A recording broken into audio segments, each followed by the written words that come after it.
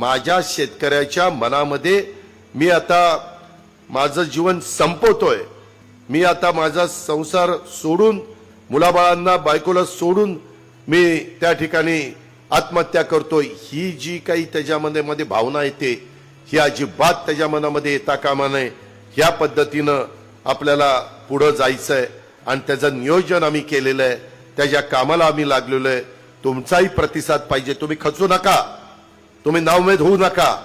त्याच्यामध्ये प्रत्येक गोष्टीला पर्याय आहे.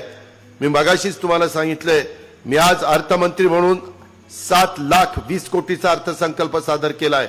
असा कुठलाही प्रसंग महाराष्ट्रातल्या चांद्यापासून बांद्यापर्यंत माझ्या शेतकऱ्याविरुद्ध कधीही त्याला वाऱ्यावर सोडलं जाणार नाही. त्याच्या पाठीशी आम्ही उभं राहू.